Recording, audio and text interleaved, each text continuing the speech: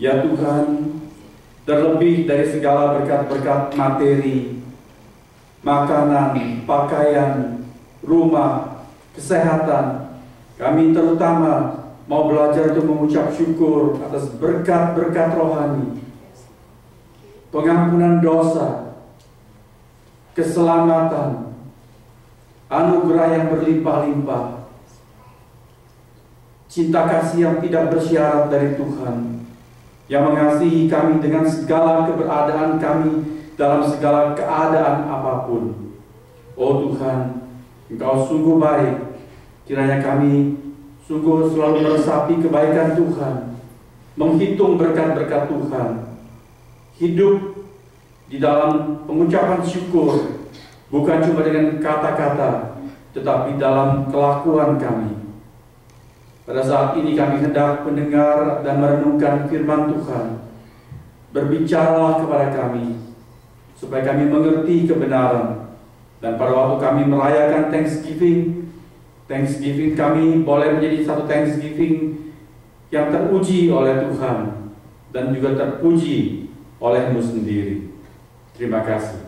Berkatilah kami setiap orang, termasuk anak-anak yang akan belajar dalam kelas. Berkati hamba-Mu yang dipercaya untuk menguraikan firman Tuhan. Semua untuk kemuliaan Tuhan Yesus dan berkat bagi kami. Dalam nama-Mu kami sudah berdoa. Amin.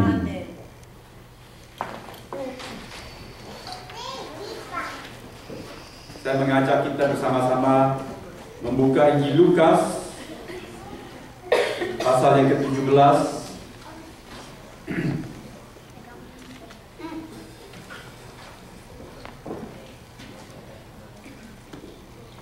Hendak kita baca ayat yang ke-11 sampai dengan ayat yang ke-19.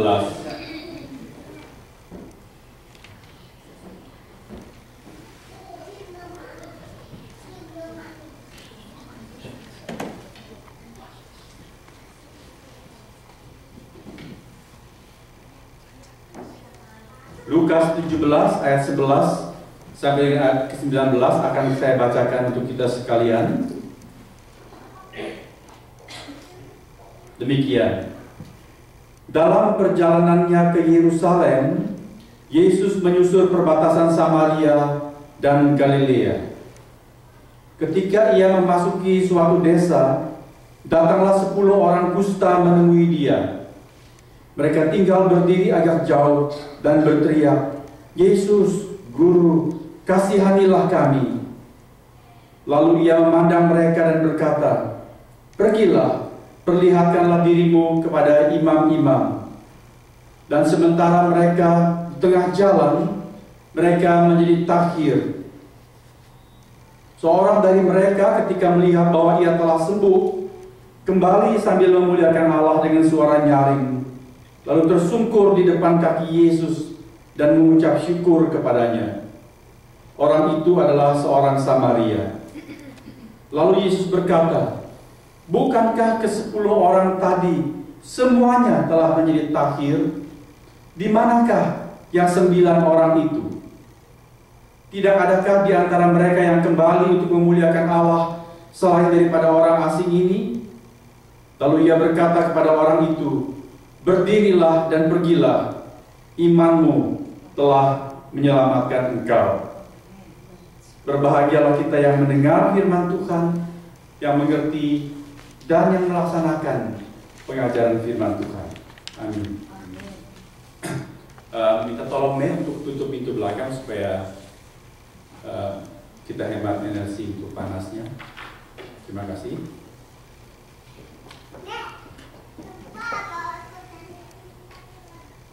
Saya teringat saudara-saudara pada bulan November tahun 2002, saat itu teman dari New York sedang menjajaki saya kalau saya dapat datang ke Amerika.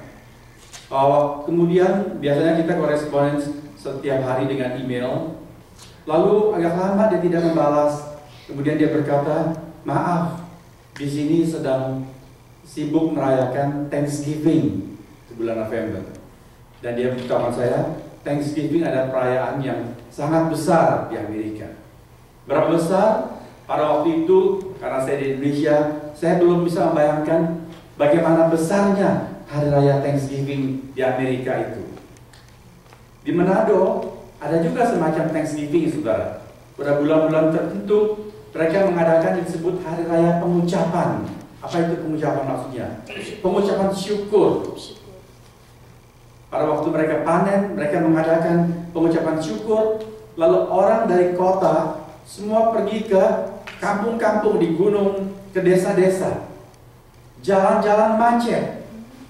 Saya sendiri belum pernah ikut acara pengucapan tersebut. Katanya, menurut keterangan orang-orang di sana, kita boleh pergi ke rumah siapa saja di desa, nggak kenal pun nggak apa-apa. Semua sudah siap dengan makanan. Sudah tahu kalau orang Manado makan itu paling luar biasa, makan berlimpah-limpah. Dari satu rumah kenyang di sini, pergi ke rumah lain, begitu kawan. Saudara boleh tanya kepada Pak Hans, karena Pak Hans juga besar di Manado. Betul begitu Pak Hans? Hari raya pengucapan syukur di Manado itu meriah sekali. Tetapi saudara-saudara, ketika kami sudah di Amerika, saya tahu di Amerika hari raya Thanksgiving dipandang, dirayakan sebagai hari raya yang besar, jauh lebih besar minat orang memperhatikan Thanksgiving daripada di Manado. Sebab di Manado, ya sejumlah orang pergi ke kampung, ke gunung, tetapi tidak semua orang. Namun di Amerika, rasanya semua orang, pendatang-pendatang juga yang nggak ngerti apa-apa Thanksgiving, ikut-ikutan Thanksgiving. Rame, restoran-restoran penuh kalau Thanksgiving, jalan-jalan juga macet. Saudara-saudara, kita sedang merayakan Thanksgiving. Memang resminya baru saja lewat, tetapi hari ini sebagai jemaat kita merayakan Thanksgiving. Saudara-saudara, bagaimanakah supaya Thanksgiving atau pengucapan syukur yang kita sampaikan kepada Tuhan benar-benar diterima oleh Tuhan? Saya pakai tema teruji dan terpuji. Teruji artinya diperiksa oleh Tuhan, Tuhan pandang oke. Dan terpuji, Tuhan berkenan, Dia bangga dengan Thanksgiving yang kita sampaikan. Bagaimana supaya kita dapat melakukan Thanksgiving dengan diperkenan oleh Tuhan? Dalam kitab Kejadian, saya percaya saudara-saudara semua pernah mengetahui kisah mengenai Kain dan Habil. Betul? Mereka memberikan persembahan kepada Tuhan. Saya yakin ketika mereka datang membawa persembahan, Kain membawa hasil bumi dan Habil membawa ternak yang terbaik dia persembahkan, itu adalah semacam hari raya Thanksgiving. Kemungkinan besar Kain baru panen dan Habil juga ternaknya baru saja melahirkan banyak anak dan dia mendapatkan untung banyak dari penjualan ternak. Jadi masing-masing membawa persembahan pengucapan syukur kepada Allah. Tetapi kita tahu persembahan Kain tidak diterima oleh Tuhan, sementara persembahan Habil diperkenan oleh Tuhan. Betul, saudara-saudara? Kita mau menjadi seperti Kain atau jadi seperti Habil ketika kita merayakan Thanksgiving? Tentu kita mau jadi seperti Habil dong. Kalau kita menyampaikan syukur kepada Tuhan, Tuhan berkenan kepada kita. Jangan sia-sia saja, percuma kita lakukan Thanksgiving. Saya hendak mengangkat khotbah sore hari ini dari pembacaan firman Tuhan, kisah tentang penyembuhan yang Tuhan Yesus lakukan bagi 10 orang kusta. Hari ini penyakit kusta relatif sudah jarang, cuma di beberapa tempat yang masih banyak, di tempat-tempat yang kesehatan, tingkat kesehatan masih sangat rendah, gaya hidup manusia masih sangat kotor, maka penyakit kusta itu gampang menjangkit di sana. Tetapi hari ini penyakit kusta, meskipun orang-orang yang menderita kusta itu boleh kita lihat menjadi korban, ada hidungnya sudah lepas. Penyakit kusta itu menyerang sendi-sendi, saudara-saudara. Mula-mula satu sendi di buku jari ini bisa lepas, ya. Lalu luka bernanah begitu membusuk, kemudian buku yang lain ini lepas lagi. Di Indonesia penderita kusta terbanyak agaknya itu di Makassar, Sulawesi Selatan. Saya pernah melayani di Sulawesi Selatan. Banyak sekali pengemis itu kusta. Tangan mereka itu rongkol seperti ini, saudara-saudara, karena urat-urat menjadi kaku dan sebagian sudah tidak ada jari-jari, sudah tinggal telapak tangan dengan sedikit sisa-sisa buku jari begitu. Menyeramkan. Ada yang hidungnya sudah tidak ada. Ya jadi seperti tengkorak, kalau sudah lihat ada bolong di sini, itulah rongga hidungnya sudah bolong. Ada yang telinganya sudah lepas, buku-buku jari kaki sudah tidak ada. Yang mereka bungkus dengan perban sudah kena debu, sudah kena nanah, kotor sekali. Malam-malam hari penderita kusta itu jadi tukang beca. Tukang beca kalau siang dia tidak mau jadi tukang beca, sebab nanti orang tidak mau naik becanya. Malam hari ya dia pakai scarf itu, pakai shawl, tutup sini pakai topi. Tuh. Kita nggak tahu, tapi kalau kita dengar dia bicara, kita tahu dia orang kusta. Suaranya hinang, hinang karena ini sudah bolong. Mengerikan sekali. Tetapi semengerikan-mengerikannya sekarang masih tidak separah di zaman ketika kisah ini ditulis. Di dalam zaman perjanjian lama sampai abad-abad pertama perjanjian baru, kusta adalah penyakit yang sangat bukan cuma mengerikan, tapi dianggap najis. Teologi zaman itu percaya bahwa orang-orang yang menderita kusta berarti mendapat kutuk dari Allah. Orang yang menderita kusta tidak boleh hidup di tengah lingkungan orang-orang sehat. Mereka harus pergi jauh keluar kota, ke pinggir-pinggir perbatasan. Di sana mereka tinggal, di gua-gua, dibuang dari masyarakat. Kalau mereka jalan, mereka harus bawa sesuatu, mungkin tempurung diisi batu, kerikil, lalu mereka harus kocok sambil berkata, najis, najis, najis, supaya orang-orang sehat minggir, jangan sampai melihat mereka atau terjangkit penyakit yang menular ini. Saudara pernah lihat film Ben-Hur? Ada yang lihat Ben-Hur? Ben-Hur itu cerita mengenai bangsawan Yahudi. Tetapi kemudian keluarga bangsawan ini pun ada yang terkena kusta.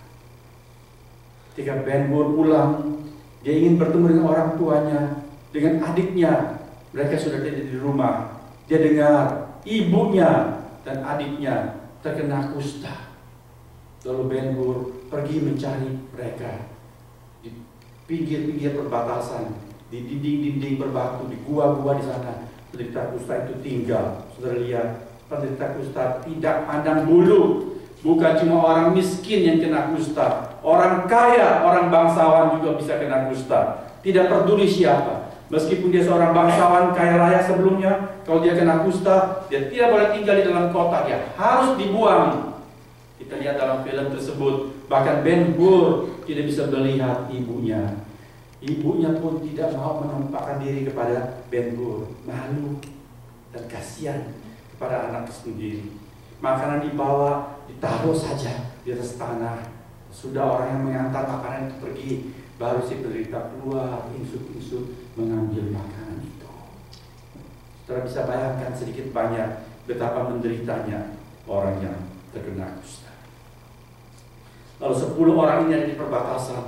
Ketika Tuhan Yesus lewat di daerah itu, mereka sudah dengar banyak tentang nama Yesus, seorang rabi dari Nazaret yang berkuasa dalam kata-kata dan juga perbuatannya. Maka mereka menjerit-jerit, kompak semuanya satu suara, Yesus, Master, kasihanilah kami. Lalu Tuhan Yesus memandang mereka dan berkata apa? Pergilah, perlihatkan dirimu kepada imam-imam. Apa artinya, saudara-saudara?